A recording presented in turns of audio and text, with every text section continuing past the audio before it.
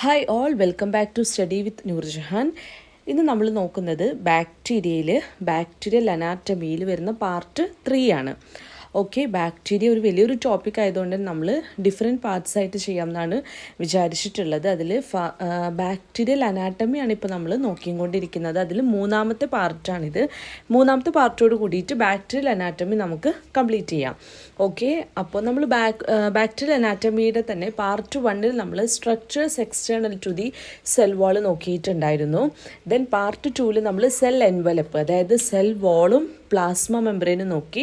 ഇനി പാർട്ട് 3 നമ്മൾ നോക്കുന്നത് സെൽ ഇൻറ്റീരിയറും പിന്നെ അഡീഷണൽ സ്ട്രക്ചർ ആയിട്ടുള്ള bacterial സ്പോറുമാണ്.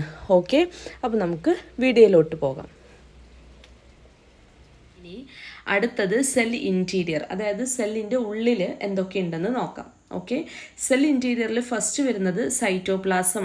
The bacterial cytoplasm is A colloidal system of variety of organic and inorganic solutes in A viscous watery solution. ബാക്ടീരിയയുടെ cytoplasm എന്ന് പറയുന്നത് ഒരു കൊളോയിഡൽ ആയിട്ടുള്ള ഒരു സിസ്റ്റമാണ്. അതായത് വാട്ടറി ആയിട്ടുള്ള അല്ലെങ്കിൽ വിസ്കസ് ആയിട്ടുള്ള ഒരു സൊല്യൂഷനിൽ variety of organic and inorganic ആയിട്ടുള്ള സൊല്യൂട്ട്സ് ആണ് ഉണ്ടായിരിക്കുക. വാട്ടറി അല്ലെങ്കിൽ വിസ്കസ് ആയിട്ടുള്ള ഒരു സൊല്യൂഷൻ ആയിരിക്കും. അതിലെന്താണ് variety of organic inorganic solutes ആണ് കണ്ടെയ്ൻ ചെയ്യുന്നത്. അങ്ങനത്തെ ഒരു കൊളോയിഡൽ സിസ്റ്റമാണ് ബാക്ടീരിയയുടെ സൈറ്റോപ്ലാസം എന്ന് പറയുന്നത്. ഈ ഒരു സൈറ്റോപ്ലാസത്തിൽ ribosome, mesosome, inclusions and vacuoles ഒക്കെ പ്രസൻ്റ് ആണ്. It doesn't possess the endoplasmic reticulum or mitochondria. Endoplasmic reticulum അല്ലെങ്കിൽ മൈറ്റോകോൺട്രിയ ഒക്കെ ആബ്സെൻ്റ് ആയിരിക്കും ബാക്ടീരിയയുടെ സൈറ്റോപ്ലാസത്തിൽ. ഇനി അടുത്ത് നമുക്ക് ഇൻക്ലൂഷൻ ബോഡീസ് നോക്കാം. സെൽ ഇൻറ്റീരിയറിൽ inclusion bodies, they are organic and inorganic ആയിട്ടുള്ള മെറ്റീരിയൽസ് ആണ് പ്രസൻറ്റ് ഇൻ ദ സൈറ്റോപ്ലാസം. സൈറ്റോപ്ലാസത്തിൽ കാണുന്ന ഓർഗാനിക് ഇനോർഗാനിക് മെറ്റീരിയൽസിനെ നമ്മൾ എന്ത് പറയുന്നു? ഇൻക്ലൂഷൻ ബോഡീസ് എന്നാണ് വിളിക്കുന്നത്. And they help in the storage of organic and inorganic കോമ്പൗണ്ട്സിൻ്റെ സ്റ്റോറേജിന് ഹെൽപ്പ് ചെയ്യുന്നു. അതുപോലെ അവർ റെഡ്യൂസ് ചെയ്യുന്നു ഓസ്മോട്ടിക് പ്രഷർ, പിന്നെ എനർജി പ്രൊവൈഡ് ചെയ്യുന്നുണ്ട്. പിന്നെ some inclusion bodies are seen freely in the cytoplasm. സൈറ്റോപ്ലാസത്തിലാണ് ഇവർ കാണുന്നത് നമ്മൾ പറഞ്ഞു. അപ്പോൾ ഈ സൈറ്റോപ്ലാസത്തിൽ ചില ഇൻക്ലൂഷൻ ബോഡീസ് എന്ന് പറഞ്ഞാൽ ഫ്രീ ആയിട്ട് ഇങ്ങനെ കാണാൻ പറ്റും.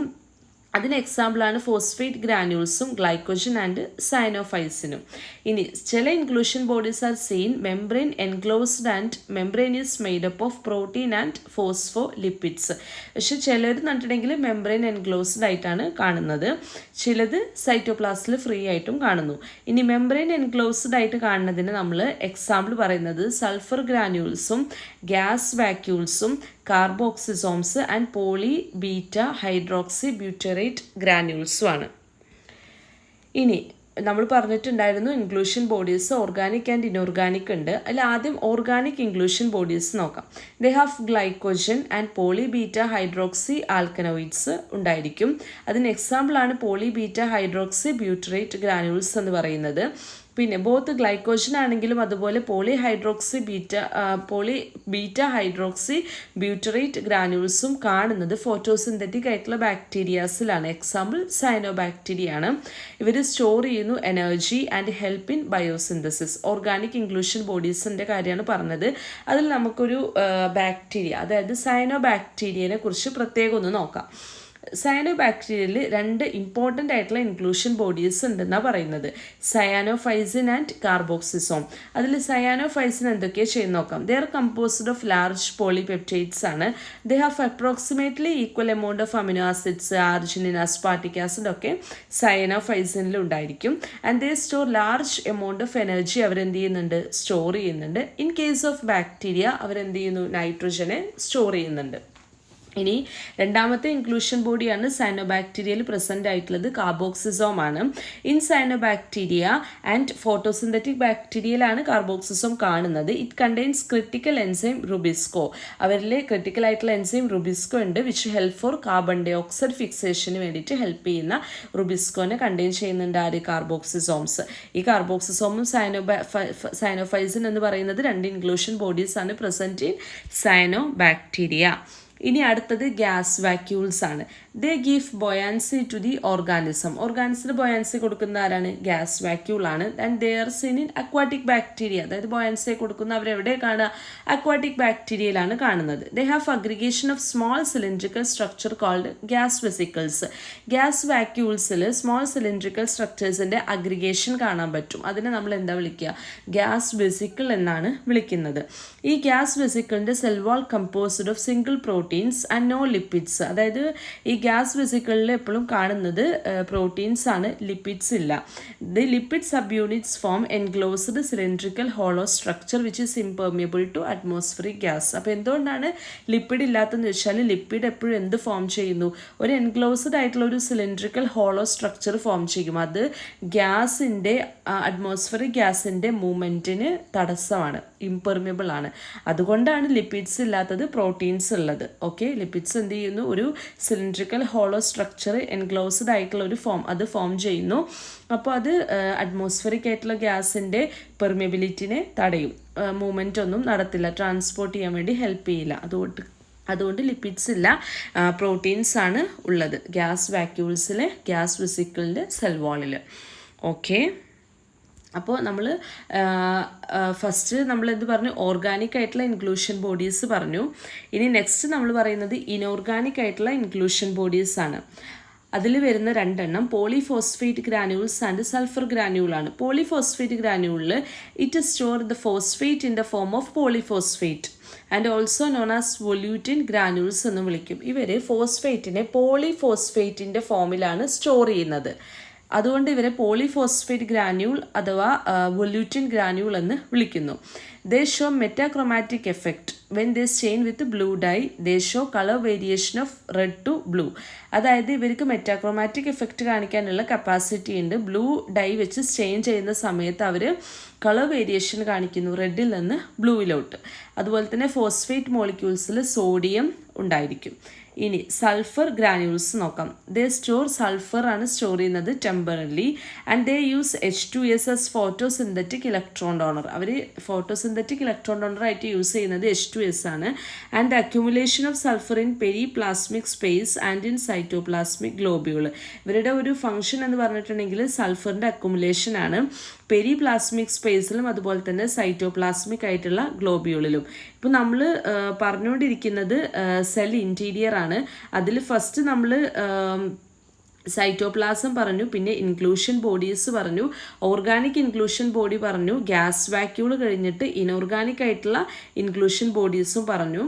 അത് കഴിഞ്ഞിട്ട് നെക്സ്റ്റ് നമ്മൾ നോക്കുന്നത് ഇനോർഗാനിക് ഇൻക്ലൂഷൻ ബോഡി കഴിഞ്ഞിട്ട് അടുത്തതാണ് റൈബോസോം. സെൽ ഇൻറ്റീരിയറിൽ കാണുന്ന നെക്സ്റ്റ് സ്ട്രക്ചറാണ് ribosome. The ribosomes are the centre of protein synthesis. Protein സിന്തസിസിൻ്റെ സെൻറ്ററാണ് റൈബോസോം, നമുക്കറിയാം.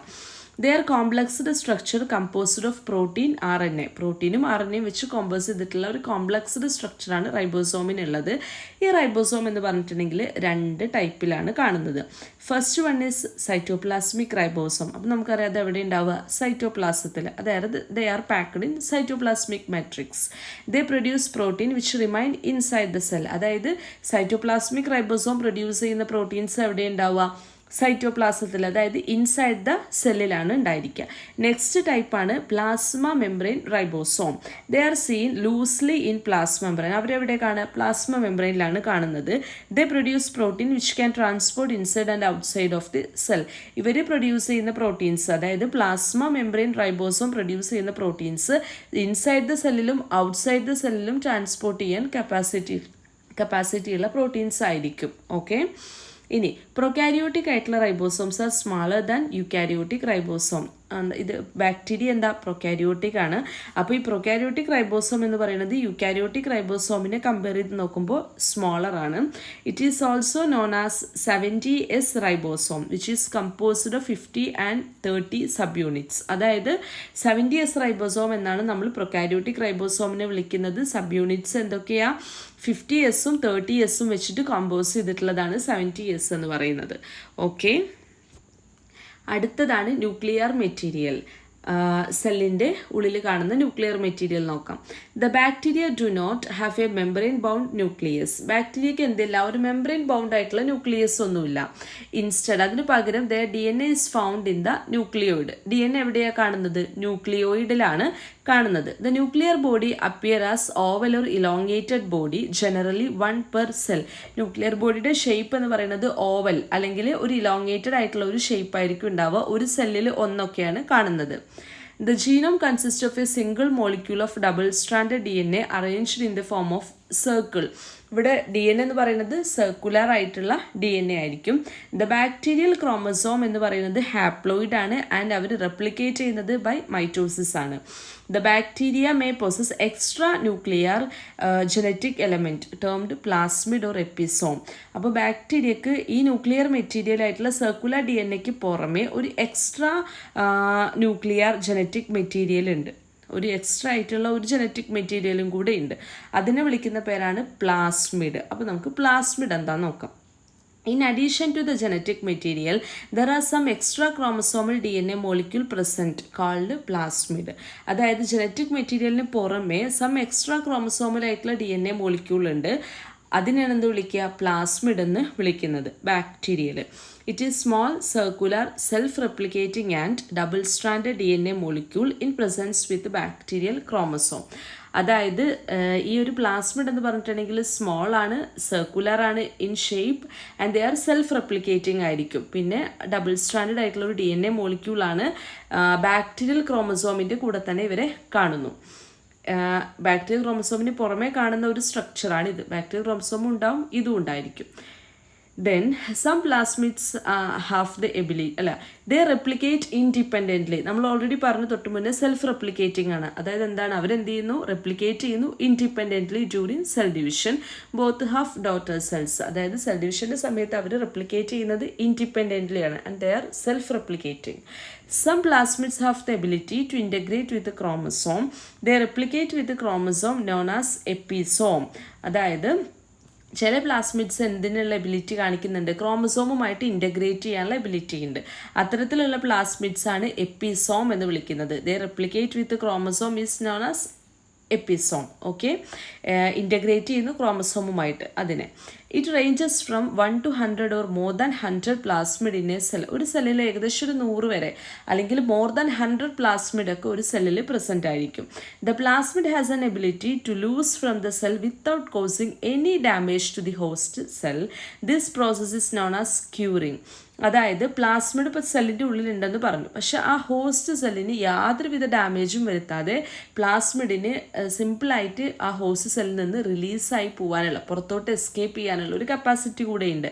അതിനെയാണ് ക്യൂറിങ് എന്ന് വിളിക്കുന്നത്. ദ ക്യൂറിങ് എന്ന് പറഞ്ഞിട്ടുള്ള ഒരു പ്രോസസ്സ് ഒക്വർ ചെയ്യുന്നത് ഒന്നുകിൽ സ്പോണ്ടേനിയസ്ലി ആവാം, അല്ലെങ്കിൽ നാച്ചുറലി, അല്ലെങ്കിൽ ഒരു ഇൻഡ്യൂസ്ഡ് മ്യൂട്ടേഷൻ വഴിയാവും. അതുപോലെ തന്നെ curing can cause inhibition of replication of plasmid. പ്ലാസ്മിഡിൻ്റെ റെപ്ലിക്കേഷനെ ഇൻഹിബിറ്റ് ചെയ്യാനുള്ള കപ്പാസിറ്റി എന്തിനുണ്ട്, ക്യൂറിങ്ങിനുണ്ട്. ക്യൂറിങ് എന്ന് പറഞ്ഞാൽ ഹോസ്റ്റ് സെല്ലിൽ നിന്ന് അതിന് യാതൊരുവിധ ഡാമേജും വരുത്താതെ തന്നെ പ്ലാസ്മിഡിന് ഈസിലി അവിടുന്ന് എസ്കേപ്പ് ചെയ്യാനുള്ളൊരു കപ്പാസിറ്റി ഉണ്ട്. അവിടുന്ന് എന്ത് ചെയ്യാൻ പറ്റുന്നുണ്ട്, ability to lose from the cell without causing any damage to the host cell. അതെന്ത് ചെയ്യുന്നുണ്ട്, ഇൻഹിബിഷൻ ഓഫ് റെപ്ലിക്കേഷൻ ഓഫ് പ്ലാസ്മിഡും ചെയ്യുന്നുണ്ട്. ഓക്കെ, അപ്പോൾ ന്യൂക്ലിയർ മെറ്റീരിയലും അതിനോട് കണക്റ്റഡ് ആയിട്ടുള്ള പ്ലാസ്മിഡും പറഞ്ഞു. ഇനി അടുത്തതാണ് സെൽ ഇൻറ്റീരിയറിൽ കാണുന്നത് mesosome. These are vesicular multilaminated structures formed as invagination of the plasma membrane into cytoplasm. അതായത് വെസിക്കിൾ ആയിട്ടുള്ള ഒരു ഷേപ്പാണ്, മൾട്ടി ലാമിനേറ്റഡ് ആയിട്ടുള്ള ഒരു സ്ട്രക്ചറാണ്. ഇങ്ങനെ ഇത് ഫോം ചെയ്യുന്നത് പ്ലാസ്മ മെംബ്രെയിൻ എന്ത് ചെയ്യുന്നു, സൈറ്റോപ്ലാസത്തിലോട്ട് ഇങ്ങനെ ഫോൾഡ് ചെയ്ത് നിൽക്കുകയാണ്. പ്ലാസ്മ മെംബ്രെയിൻ്റെ ഒരു ഇൻവാജിനേഷൻ ആണ് ഇൻറ്റു സൈറ്റോപ്ലാസം. അതായത് പ്ലാസ്മ മെംബ്രെയിൻ സൈറ്റോപ്ലാസത്തിലോട്ട് എന്ത് ചെയ്യുന്നു, ഫോൾഡ് ചെയ്തിട്ട് നിൽക്കുന്നു. അത്തരത്തിൽ ഫോം ചെയ്യുന്ന വെസിക്കുലർ മൾട്ടി ലാമിനേറ്റഡ് സ്ട്രക്ചറിനെ എന്ത് വിളിക്കുന്നത്, മീസോസോം എന്ന് വിളിക്കുന്നത്. They are prominent in gram positive bacteria. Gram positive ബാക്ടീരിയയിലാണ് കൂടുതലായിട്ട് കാണുന്നത്. അതുപോലെ തന്നെ റെസ്പിറേറ്ററി എൻസൈംസിൻ്റെ പ്രിൻസിപ്പൽ സൈറ്റായിട്ട് അറിയപ്പെടുന്നത് എന്താണ്, മീസോസോമാണ്. ഓക്കെ, ഇപ്പോൾ നമ്മൾ structures external to the cell wall പറഞ്ഞു, സെൽ എൻവലപ്പ് പറഞ്ഞു, ദെൻ അതിനുശേഷം സെൽ ഇൻറ്റീരിയർ എന്തൊക്കെ അതിൽ കാണുന്നുണ്ടെന്ന് പറഞ്ഞു. അടുത്തതാണ് അഡീഷണൽ സ്ട്രക്ചർ, അനാട്ടമി ഓഫ് ബാക്ടീരിയയിലെ 4th വൺ അഡീഷണൽ സ്ട്രക്ചർ, അതിൽ വരുന്നത് സ്പോറാണ്. Some bacteria possess the ability to form highly resistant resting stage called spore. അതായത് സ്പോർ എന്ന് പറഞ്ഞിട്ടുണ്ടെങ്കിൽ ചില ബാക്ടീരിയ എന്ത് ചെയ്യുന്നുണ്ട്, ഹൈലി റെസിസ്റ്റൻ്റ് ആയിട്ടുള്ളൊരു റെസ്റ്റിംഗ് സ്റ്റേജ് ഫോം ചെയ്യുന്നുണ്ട്. അതിനെയാണ് എന്ത് വിളിക്കുക, സ്പോർസ് എന്ന് വിളിക്കുന്നത്. ഹൈലി റെസിസ്റ്റൻ്റ് ആയിട്ടുള്ള resting stage. Each bacterium forms one spore which on germination forms a single vegetative cell. അതായത് ബാക്ടീരിയ ഒരു സ്പോറ് പ്രൊഡ്യൂസ് ചെയ്യുന്നു, അത് ജെർമിനേഷൻ നടന്നിട്ട് എന്ത് ചെയ്യുന്നു, സിംഗിൾ ആയിട്ടുള്ള ഒരു വെജിറ്റേറ്റീവ് സെല്ലായിട്ട് മാറുന്നു. Sporulation is the production of the spore. സ്പോറിൻ്റെ പ്രൊഡക്ഷൻ എന്താ വിളിക്കുക, സ്പോറിലേഷൻ. അതായത് bacterial spores are formed inside the parent cell, they are called endospore. Parent സെല്ലിൻ്റെ ഉള്ളിൽ ബാക്ടീരിയൽ സ്പോർ എന്ത് ചെയ്യുന്നു, പ്രൊഡ്യൂസ് ചെയ്യുന്നു ബൈ സ്പോറുലേഷൻ. ആ ഒരു പ്രൊഡ്യൂസ് ചെയ്ത സ്പോറിനെ വിളിക്കുന്ന പേരാണ് എൻറ്റോസ്പോർ എന്ന് വിളിക്കുന്നത്. Young spores are seen attached to the parent cell. Parent സെല്ലിനോട് അറ്റാച്ച് ചെയ്തിട്ടാണ് എപ്പോഴും യങ് ആയിട്ടുള്ള സ്പോർസിനെ കാണുന്നത്. The shape and position of the spore and its size depend on the parent cell characteristics. അപ്പോൾ ഒരു സ്പോറിൻ്റെ ഷേപ്പ് ആണെങ്കിലും പൊസിഷൻ ആണെങ്കിലും അതിൻ്റെ സൈസൊക്കെ പാരന്റ് സെല്ലിൻ്റെ ക്യാരക്ടറിനെ ഡിപ്പെൻഡ് ചെയ്തിട്ടാണ് കാണുന്നത്. The spores may be central, terminal or sub terminal. Spores എന്ന് പറഞ്ഞാൽ ചിലപ്പോൾ സെൻട്രൽ ആയിരിക്കും, ചിലപ്പോൾ അത് ടെർമിനൽ ആയിട്ടാണ് കാണുന്നത്, ചിലപ്പോൾ സബ് ടെർമിനൽ ആയിരിക്കും അവരുടെ പൊസിഷൻ എന്ന് പറയുന്നത്. They may be oval or spherical. അവരുടെ ഷേപ്പ് എന്ന് പറയുന്നത് ഓവൽ അല്ലെങ്കിൽ സ്ഫെറിക്കൽ ഷേപ്പ് ആയിരിക്കും. ദ ബാക്ടീരിയൽ ആയിട്ടുള്ള spores are the most resistant form of life. നമ്മൾ പറഞ്ഞു സ്പോർസ് എന്താ, ഹൈലി റെസിസ്റ്റൻറ്റ് റെസ്റ്റിംഗ് സ്റ്റേജ്. അപ്പോൾ ബാക്ടീരിയൽ സ്പോർസ് എന്താ, മോസ്റ്റ് റെസിസ്റ്റൻ്റ് ആയിട്ടുള്ള ഫോമാണ് ബാക്ടീരിയയുടെ ലൈഫിൻ്റെ തന്നെ. They remain viable for centuries under unfavourable condition. അതുപോലെ സ്പോർ പ്രൊഡ്യൂസ് ചെയ്യുന്നത് എപ്പോഴും അൺഫേവറബിൾ ആയിട്ടുള്ളൊരു കണ്ടീഷനിലാണ്. അപ്പോൾ അവർ അൺഫേവറബിൾ കണ്ടീഷനിൽ സെഞ്ച്വറീസ് വരെ അവർ എന്ത് ചെയ്യുന്നു, വയബിൾ ആയിട്ട് തന്നെ നിലനിൽക്കുന്നു. They are extremely resistant to desiccation and chemical and heat. അതായത് അവരെന്താണ്, ഹൈലി റെസിസ്റ്റൻ്റ് ആണ്. അപ്പോൾ അവർ എന്തിനോടൊക്കെ റെസിസ്റ്റൻസ് കാണിക്കും, ഡെസിക്കേഷൻ വരൾച്ചയാണെങ്കിലും കെമിക്കൽസിനോടും ഹീറ്റിനോടൊക്കെ ഹൈലി റെസിസ്റ്റൻ്റ് ആണ്. Some spores may resist boiling for prolonged period. അതുപോലെ തന്നെ ചില സ്പോർസിന് പ്രൊലോങ്ഡ് പീരിയഡ് വരെ ബോയിലിങ്ങിനോട് വരെ റെസിസ്റ്റൻസ് കാണിച്ച് നിൽക്കാനുള്ള കപ്പാസിറ്റി ഉണ്ട്. കെമിക്കലി ഇമ്പോർട്ടൻ്റ് ആയിട്ടുള്ള spores are destroyed by autoclaving at 120 degrees Celsius for 15 minutes. അതായത് കെമിക്കലി ഇമ്പോർട്ടൻ്റ് ആയിട്ടുള്ള സ്പോർട്സിനെ എങ്ങനെ ഡിസ്ട്രോയ് ചെയ്യുന്നതെന്ന് ചോദിച്ചാൽ ഓട്ടോക്ലേവിങ് വഴിയാണ്. 120 ഡിഗ്രി സെൽഷ്യസിൽ ഒരു 15 മിനിറ്റ് 120 ഡിഗ്രി സെൽഷ്യസിൽ ഓട്ടോക്ലേവ് ചെയ്യുന്നത് വഴി എന്ത് ചെയ്യുന്നു, കെമിക്കലി ഇമ്പോർട്ടൻ്റ് ആയിട്ടുള്ള സ്പോർട്സിനെ ഡിസ്ട്രോയ് ചെയ്യുന്നു. ഇനി when condition become favourable then the spore germinate. നമ്മൾ പറഞ്ഞു അൺഫേവറബിൾ കണ്ടീഷനിലാണ് സ്പോർട്സ് ഇരിക്കുന്നത്, ഫേവറബിൾ കണ്ടീഷൻ വരുമ്പോൾ സ്പോർസ് എന്ത് ചെയ്യുന്നു, ജെർമിനേറ്റ് ചെയ്യുന്നു. അപ്പോൾ ഒരു സ്പോറിൻ്റെ ഒരു സ്ട്രക്ചറാണിത്. എക്സോസ്പോറിയം ഉണ്ട്, സ്പോറിന് ഷെല്ലുണ്ട്, കോട്ടുണ്ട്, സ്പോറിന് കോർട്ടെക്സ് ഉണ്ട്, കോർ റീജിയൻ ഉണ്ട്, പിന്നെ സ്പോറിൻ്റെ വോൾ ഉണ്ട്, അതിൻ്റെ DNA ഉണ്ട്. ഓക്കെ, ഇനി ഈ സ്പോറിൻ്റെ സ്പോറോജനസിസ് നോക്കാം. സ്പോറോജനസിസ് എന്ന് പറഞ്ഞിട്ടുണ്ടെങ്കിൽ എങ്ങനെയാണ് ഓരോ എൻറ്റോസ്പോർസും ഉണ്ടാവുന്നത് നോക്കാം. അതിൻ്റെ സ്റ്റേജ് എന്ന് പറയുന്നത് ഫസ്റ്റ് ഇവിടെ നിന്നാണ് സ്റ്റാർട്ട് ചെയ്യുന്നത്. ആദ്യം എന്ത് ചെയ്യുന്നത് ഒരു DNA ആണ്. അപ്പോൾ ആദ്യം DNA റെപ്ലിക്കേറ്റ് ചെയ്തിട്ട് ആക്സിയൽ ഫിലമെൻറ്റ് ഫോർമേഷൻ നടക്കും. സ്റ്റേജ് 1 DNAയുടെ റെപ്ലിക്കേഷൻ നടന്നിട്ട് എന്ത് ഫോം ചെയ്തു, ആക്സിയൽ ഫിലമെൻറ്റ് ഫോർമേഷൻ നടന്നു. ദെൻ അതിനുശേഷം സെപ്റ്റം എന്ത് ചെയ്യുന്നു, ഫോം ചെയ്യുന്നു നിയർ 1 പോൾ വിച്ച് സെപ്പറേറ്റ്, ഇവിടെ അതുകൂടെ ആഡ് ചെയ്യണേ, which separate 4 spore from mother cell. Okay, അപ്പോൾ നെക്സ്റ്റ് സ്റ്റെപ്പ് എന്ന് പറഞ്ഞിട്ടുണ്ടെങ്കിൽ ഒരു സെപ്റ്റത്തിൻ്റെ ഫോർമേഷനാണ്. അതായത് അസിമെട്രിക് ആയിട്ടുള്ള ഒരു സെൽ ഡിവിഷനാണ് ഇവിടെ നടക്കുന്നത്. അസിമെട്രിക് സെൽ ഡിവിഷനാണ്. അതായത് ഒരു സെപ്റ്റം ഇവിടെ കണ്ടോ, സെപ്റ്റം ഫോം ചെയ്തു. സെപ്റ്റം എന്ത് ചെയ്യുന്നു, ഈ പ്രീ സ്പോർ എന്ന് പറയുന്നത് എന്താണ്, 4 സ്പോർ. ആദ്യം 4 സ്പോർ ഉണ്ടാവണം, അങ്ങനെയാണ് സ്പോറോജനസിസ് ഇനീഷ്യേറ്റ് ചെയ്യുന്നത്. അപ്പോൾ ഈ 4 സ്പോറിനെ മദർ സെല്ലിനെ തമ്മിൽ സെപ്പറേറ്റ് ചെയ്യുന്ന ഒരു സെപ്റ്റത്തിൻ്റെ ഫോർമേഷൻ നടന്നു. സെപ്റ്റം ഫോം ചെയ്യുന്നു which separate 4 spore from mother cell. എന്നിട്ട് എന്ത് ചെയ്യുന്നു, ഈച്ച് ഗെറ്റ്സ് ക്രോമസോം. 2 പേർക്കും എന്ത് കിട്ടുന്നുണ്ട്, ക്രോമസോം കിട്ടുന്നുണ്ട്. അപ്പോൾ ഒരു DNA ആക്സൽ ഫിലമെൻറ്റിൽ നിന്ന് അതിനുശേഷം അസിമെട്രിക് സെൽ ഡിവിഷൻ നടന്നു. സെപ്റ്റം വഴി പ്രീ സ്പോറും മദർ സെല്ലും 2 ആയി. ഓക്കെ, 2നും ക്രോമസോമും ഉണ്ട്. ഇനി മദർ സെൽ എന്ത് ചെയ്യുന്നു, എൻഗൾഫ് ചെയ്യുന്നു സ്പോറിനെ, surrounding it with second membrane എന്ന് പറഞ്ഞു. അതിനുശേഷം ഈ ഒരു സ്ട്രക്ചർ എന്ന് പറഞ്ഞാൽ ഇതിലോട്ട് മാറും. അതായത് മദർ സെൽ എന്ത് ചെയ്തു, സ്പോറിനെ എൻഗൾഫ് ചെയ്തു. എന്നിട്ട് അവിടെ ഒരു സെക്കൻഡ് മെംബ്രെയിനും അവരവിടെ ഫോം ചെയ്തു. ഓക്കെ, അതാണിത്. അവരവിടെ എന്ത് ചെയ്തു, സെക്കൻഡ് മെംബ്രെയിൻ ഫോം ചെയ്തു. അവിടെ മദർ സെൽ എന്ത് ചെയ്യുന്നു, എൻഗൾഫ് ചെയ്തു. ഓക്കെ, നെക്സ്റ്റ് എന്ന് പറയുന്നത് സ്പോർ അവിടെ ഒരു സ്പോർ കോർട്ടെക്സ് ഫോം ചെയ്യുന്നു. ഓക്കെ, ഇവിടെ കോർട്ടെക്സിൻ്റെ ഫോർമേഷൻ നടക്കും. ആരാ ഫോം ചെയ്യുന്നത്, സ്പോർ ഒരു സ്പോർ കോർട്ടെക്സ് ഫോം ചെയ്യുന്നു. ഇതെന്ന് പറഞ്ഞിട്ടുണ്ടെങ്കിൽ സ്പോർ വാളിൻ്റെ പുറത്തായിട്ടാണ് കാണുന്നത്. തിക്കായിട്ടുള്ളൊരു റീജിയനാണ് സ്പോർ കോർട്ടെക്സ് എന്ന് പറയുന്നത്.